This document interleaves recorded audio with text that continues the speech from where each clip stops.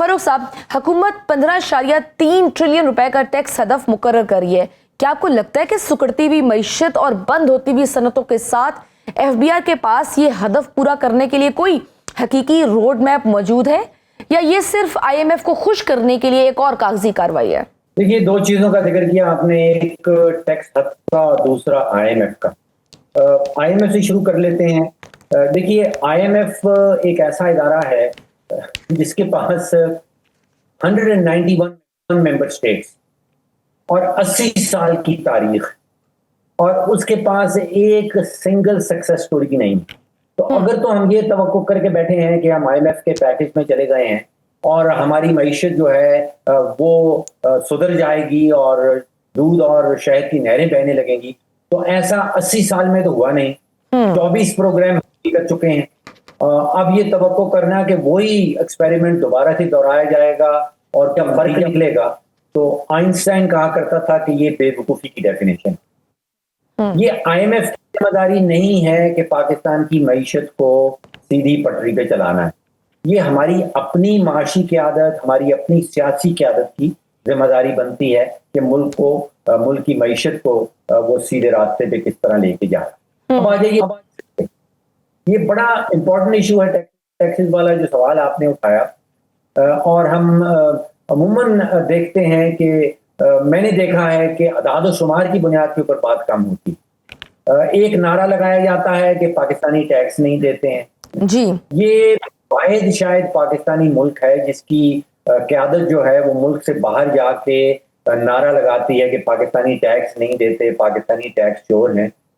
हकीकत ये नहीं, और हुकूमत के अपने अदाद शुमार ये बताते हैं। देखिए, आप सन 2006 का 2007 का बजट निकाल के देख लीजिए, जो हुकूमत का बजट, उसमें हुकूमत ने टैक्स का हद रखा था 1000 अरब रुपया जी, और 1000 अरब रुपया हुकूमत के खजाने में सन 2006 में जमा हो गया। जो लास्ट ईयर का हद है, जो लास्ट ईयर की कलेक्शन हुकूमत हमें खुद से बताती है, वो 14,000 अरब की है। आप सोचिए कि एफबीआर ने 20 सालों में 1000 अरब से टैक्स की कलेक्शन बढ़ाई है 14,000 अरब में, और ये मेरी फिगर्स नहीं है, ये हुकूमत की अपना अदाद शुमार है। राइट। तो नजदीक अदाद शुमार की बुनियाद के ऊपर एफबीआर ने जो कारकर्दगी दिखाई है वो शायद किसी और हुकूमत के डिपार्टमेंट ने नहीं दिखाई। 1000 अरब से 14,000 अरब। अभी भी हुकूमत हमें ये कहती है कि टैक्स इकट्ठा नहीं होता। भाई, 1000 से 14,000 पे तो पहुंच गए। हर पाकिस्तानी बच्चा, बूढ़ा, मर्द और औरत टैक्स के जो जाल है उसमें फंसा है। वो पाकिस्तानी जिसके घर में बिजली का बिल ना हो, बिजली का मीटर ना लगा हो, वो शायद टैक्स नहीं देता। जिसका घर में गैस का मीटर ना हो, जिसने कभी जिंदगी में सिम ना खरीदा हो, जिसने कभी जिंदगी में पेट्रोल और डीजल ना खरीदा हो, बाकी तो कोई पाकिस्तानी आपको ऐसा नहीं मिलेगा जो टैक्स नहीं। बिल्कुल। तो यहाँ बीमारी टैक्स की नहीं है, यहाँ बीमारी हुकूमती अखराजात की है, हुकूमती नुकसानात की है। अब वो बीमारी जो है वो आप समझिए कि दिल की है, इलाज यहाँ जिगर का किया जा रहा है, और फिर ये तवक्को रखी जा रही है कि बीमार जो है, जो बीमार मईशत है वो तंदुरुस्त हो जाएगी। भाई, बीमारी दिल की है, आप इलाज जिगर का कर रहे हैं। बीमारी जो है वो नुकसानात की, हुकूमती अखराजात की है, वो टैक्स कलेक्शन की नहीं। सही।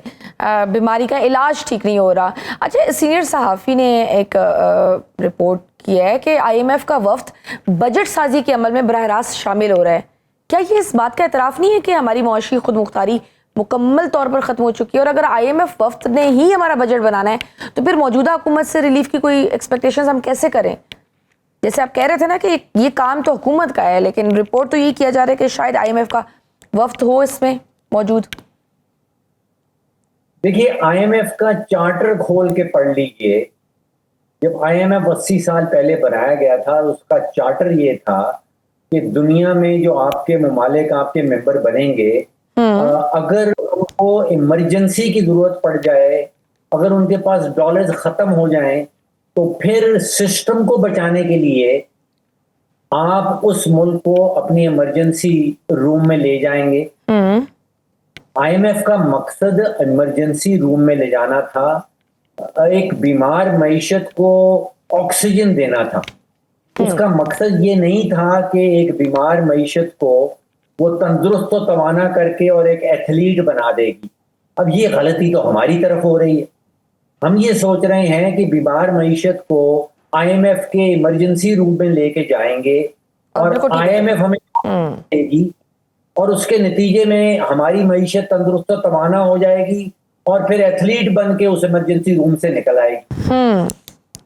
आईएमएफ के चार्टर में नहीं लिखा, राइट। ये हमारा अपना आइन और हमारी अपना चार्टर है कि हम पाकिस्तान की मईशत को अगर किसी ने दुरुस्त करना है तो वो जब तक पाकिस्तान अपना बजट खुद नहीं बनाएगा, जब तक अपनी माशी पॉलिसी हमारी जो माशी क़यादत है वो खुद से आईएमएफ को पेश नहीं करेगी। देखिए आईएमएफ ऑब्जेक्ट नहीं करती। बड़े ममालिक, अफ्रीका के ममालिक ऐसे हैं जहां पे उनकी माशी क़यादत ने अपनी माशी पॉलिसी बना के आईएमएफ को पेश की। जब हमारे पास माशी पॉलिसी एग्जिस्ट नहीं करती तो फिर आईएमएफ को जबरदस्ती और मजबूरी बनाना पड़ती है। बिल्कुल, अपने हवाले से अपने हिसाब से मौशी पॉलिसी मुरतब करनी चाहिए, लेकिन आप जिस तरह से ये एक्सपेक्ट करते हैं कि आईएमएफ आके एथलीट बना देगा, जबकि हम देख रहे हैं कि आईएमएफ के बावजूद बरामदात में 14% इजाफे के बजाय कमी ही हुई है। तो आपके ख्याल में वो कौन सी बुनियादी खामियां हैं जिनकी वजह से आईएमएफ के कड़वे नुस्खे मर्ज का इलाज करने के बजाय उसे मजीद बिगाड़ रहे हैं? एक तो आपने मेंशन किया ना कि हुकूमती खर्चे, उसके अलावा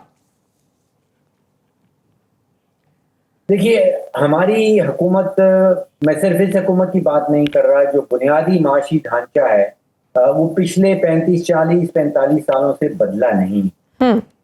हुकूमत हुक्मरानी कम करती है और कारोबार ज्यादा करती है। हुकूमत बिजली भी बेचती है। पहले पूरे मुल्क से बिजली, जो पूरे मुल्क में बिजली बनती है वो हुकूमत खरीदती है और फिर वो खरीदी हुई बिजली जो है वो फरोख्त करती है और इस खरीदो फरोख्त में सालाना की बुनियाद पे कोई 700 या 800 अरब रुपए का नुकसान कर देती। फिर जो गैस के कारोबार में भी हुकूमत फंसी है जी। अब खैर वो एयरलाइन की टिकट से, कारोबार के टिकट से निकल गई है, लेकिन निकलने से पहले पीआईए के अंदर कोई लगभग 800 अरब रुपए का नुकसान कर चुकी है। गंदम भी खरीदती है, गंदम के कारोबार में भी है, गन्ने की कीमत भी फिक्स है, पीने के कारोबार में भी पड़ जाती है। तो पहली तो बात यह है कि हुकूमत का काम हुक्मरानी करना है, उसका काम कारोबार करना नहीं। जिस कारोबार में पड़ती है उसमें 1000, 2000, 3000 अरब का नुकसान कर देती है। इस वक्त जो कलेक्टिव हमारे गैस सेक्टर के और बिजली सेक्टर के जो गर्दिशी कर रहे हैं वो 5000 अरब पे पहुंच गए।